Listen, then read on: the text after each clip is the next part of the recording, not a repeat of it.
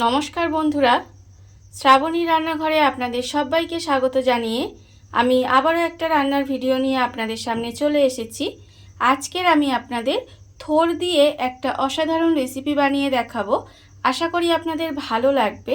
তার জন্য কিন্তু আমার পুরো ভিডিওটা আপনাদের দেখতে হবে। আর দেখা শুরু করার আগে একটা লাইক দেবেন আর সুন্দর একটা কমেন্ট করতে কিন্তু ভুলবেন না।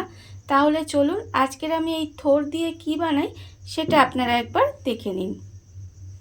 থোড়ের এই রেসিপিটা বানানোর জন্য দেখুন এখানে আমি প্রথমে থোড় নিয়ে নিয়েছি। আর থোড়টা কিন্তু আমি এখানে কেটে ভালোভাবে ধুয়ে পরিষ্কার করে রেখেছি। আর আপনারা দেখতেই পাচ্ছেন থোড়টা কিন্তু একেবারে সরু সরু করে কুচি করে রেখেছি। এবারে থোড়টাকে আমি একটা মিক্সিং জার নিয়ে নিয়েছি। মিক্সিং জারের মধ্যে থোড়টা আমি প্রথমে দিয়ে নেব। দিয়ে এবারে এর মধ্যে অল্প সামান্য একটু জল দেব।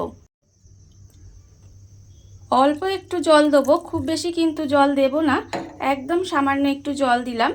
দিয়ে আমাকে কিন্তু থোড়টা প্রথমে পেস্ট করে নিতে হবে। থোড়ের তো অনেক রকম রেসিপি খেয়েছেন, একবার এইভাবে রেসিপিটা বানিয়ে দেখবেন, খেতে কিন্তু অসাধারণ লাগে। থোড়টা এখানে আমি ভালোভাবে পেস্ট করে নিয়েছি। দেখুন থোড়টা কিন্তু এখানে পেস্ট হয়ে গেছে। এবারে আমি এটা একটা বড় বাটির মধ্যে ঢেলে নেব। প্রথমে এই থোড়ের পেস্টটা বাটির মধ্যে ঢেলে নিতে হবে। থোড়ের পেস্টটা আমি দেখুন বড় বাটির মধ্যে ঢেলে নিয়েছি। এবারে আমি এর মধ্যে দিয়ে দেব টমেটো কুচি। এখানে আমি একটা মাঝারি সাইজের টমেটো কুচি করে রেখেছি, সেই টমেটো কুচিটা আমি এর মধ্যে দিয়ে দিলাম। এবারে আমি এর মধ্যে দেব দেখুন কাঁচা লঙ্কা কুচি। এখানে আমি দুটো কাঁচা লঙ্কা একদম মিহি করে কুচি করে রেখেছি, সেটাও কিন্তু আমি এর মধ্যে দিয়ে দিলাম। এবারে আমি দেব এর মধ্যে ধনেপাতা কুচি। বেশ কিছুটা ধনেপাতা একদম মিহি করে কুচি করে রেখেছি, সেই ধনেপাতাটাও কিন্তু আমি এর মধ্যে দিয়ে দিলাম। এবারে আমি এর মধ্যে দেব দেখুন এখানে আমি কিছু মশলা রেখেছি আমি এখানে আন্দাজ মতো নুন, আর রেখেছি হাফ চামচ মতো হলুদের গুঁড়ো, আর লঙ্কা গুঁড়ো আছে 1/4 চামচ মতো, আর আছে এখানে কালো জিরে হাফ চামচ মতো। আমি সমস্ত মশলাগুলো এর মধ্যে দিয়ে দিলাম। ঝালটা আপনারা কতটা খাবেন সেটা বুঝে কিন্তু কাঁচা লঙ্কা বা গুঁড়ো লঙ্কাটা ব্যবহার করবেন। এবারে সমস্ত কিছু আমি খুব ভালোভাবে একটু হাত দিয়ে এইভাবে মেখে নেব। এই অবস্থায় হাত দিয়ে কিন্তু খুব ভালোভাবে এটা মেখে নিতে হবে। হাত দিয়ে আমি এখানে সমস্ত কিছু খুব ভালোভাবে মেখে নিয়েছি। এবারে আমি এর মধ্যে দিয়ে দেব দেখুন বেসন দেব। এখানে 3 চামচ মতো বেসন দেব।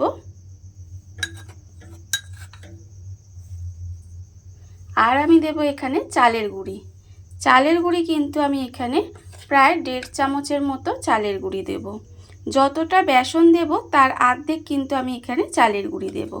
এবারে দেখুন সমস্ত কিছু কিন্তু আবারও খুব ভালোভাবে মেখে নিতে হবে। এই মাখাটা দেখে আপনারা নিশ্চয়ই বুঝতে পারছেন যে এটা আমি কি বানাবো। হ্যাঁ, এটা আমি বানাবো থোড়ের পকোড়া। দেখুন থোড় তো আপনারা অনেকভাবে খেয়েছেন, কিন্তু এইভাবে একবার পকোড়া বানিয়ে খেয়ে দেখবেন, খেতে কিন্তু অসম্ভব সুন্দর লাগে। অনেকেই দেখবেন থোড় কিন্তু খেতে চায় না।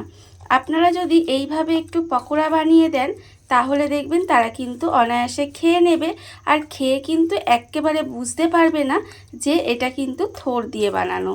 এতটাই সুন্দর হয়। আমি এটা আজকে নিরামিষভাবে বানাচ্ছি এই থোড়ের পকোড়াটা। এটা কিন্তু আমিষভাবেও বানানো যায়। আপনারা যদি চান যে আমি আমিষভাবে দেখাই তাহলে কিন্তু আপনারা কমেন্ট করে জানাতে পারেন, তাহলে আমি আপনাদের সঙ্গে এই থোড়ের পকোড়াটা আমিষভাবে দেখানোর চেষ্টা করব। দেখুন আমি কিন্তু এটা খুব ভালোভাবে মেখে নিয়েছি। আমার মনে হচ্ছে এর মধ্যে আরেকটু বেসন আর চালের গুঁড়ি দিতে হবে। তার জন্য কিন্তু আমি এখানে আরও 1 চামচ, প্রায় 1 চামচের মতো বেসন আমি এখানে দেব।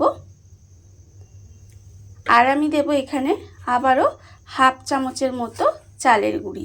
মানে কতটা দিলে তবে এটা একটু বেশ মাখো মাখো হবে, মানে বাইন্ডিংটা সুন্দর হবে, সেটা বুঝে কিন্তু চালের গুঁড়ি আর বেসনটা ব্যবহার করতে হবে। এবার সমস্তটা খুব ভালোভাবে একটু মেখে নিতে হবে। সমস্ত কিছু দিয়ে আমি এখানে খুব ভালোভাবে মেখে নিয়েছি। দেখুন মাখাটা কিন্তু ঠিক আমার এরকম হয়েছে। আর আমি কিন্তু এর মধ্যে আর কোনো রকম জল ব্যবহার করিনি, যে থোড়ের যে জলটা বেরিয়েছিল তাতেই কিন্তু সমস্ত কিছু খুব ভালোভাবে মাখা হয়ে গেছে। এবার আমি এর মধ্যে দিয়ে দেব, দেখুন এখানে আমি রেখেছি বেশ কিছুটা চীনাবাদাম, একটু আধ ভাঙা করে রেখেছি, সেই চীনাবাদামটা কিন্তু আমি এর মধ্যে দিয়ে দিলাম। দিয়ে আবারও কিন্তু খুব ভালোভাবে একটু মেখে নিতে হবে। মেখে নিয়ে তারপরে আমি আপনাদের আবার দেখাচ্ছি। চীনাবাদামটা দিয়েও কিন্তু খুব ভালোভাবে আমি এখানে মাখিয়ে নিয়েছি। আর অন্যদিকে দেখুন গ্যাসটা অন করে একটা কড়া বসিয়ে দিয়েছি। কড়ার মধ্যে দিয়েছি আমি সাদা তেল। সাদা তেলটা আমার এখানে প্রায় গরম হয়ে এসেছে। এইবারে আমি এর থেকে এইভাবে অল্প অল্প নেব, নিয়ে এইভাবে যেভাবে আমরা পকোড়া বানাই সেইভাবে কিন্তু তেলের মধ্যে দিয়ে দেব। দেখুন এইভাবে তেলের মধ্যে দিয়ে দিতে হবে। আর এই সময় কিন্তু গ্যাসটা একেবারে লোতে দিয়ে রাখবো। লোতে দিয়ে রেখে অল্প আঁচে কিন্তু এটাকে ভেজে নিতে হবে। গ্যাসটা কিন্তু জোরে দেওয়া যাবে না, তাহলে কিন্তু খুব সহজেই লাল হয়ে যাবে আর ভেতরটা কাঁচা থাকবে, তখন কিন্তু খেতে ভালো লাগবে না।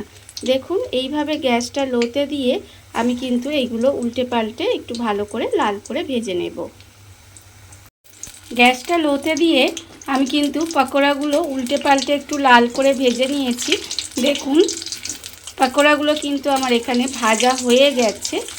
আর আমি আগেও বলেছি এই সময় কিন্তু গ্যাসটা জোরে দেবেন না, এইভাবে আস্তে দিয়েই কিন্তু পকোড়াগুলো ভাজতে হবে, তাহলে দেখবেন সুন্দরভাবে ভাজা হবে। এগুলো আমার ভাজা হয়ে গেছে।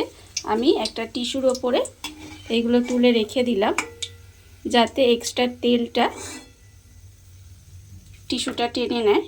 দেখুন আমার কিন্তু এখানে পকোড়াগুলো রাখা হয়ে গেছে। আর আবারও কিন্তু ওই তেলের মধ্যে এইভাবে অল্প অল্প দেব, দিয়ে পকোড়াগুলো ভেজে নেব। দেখুন এইভাবেই কিন্তু আমি সমস্ত পকোড়াগুলো ভেজে নেব।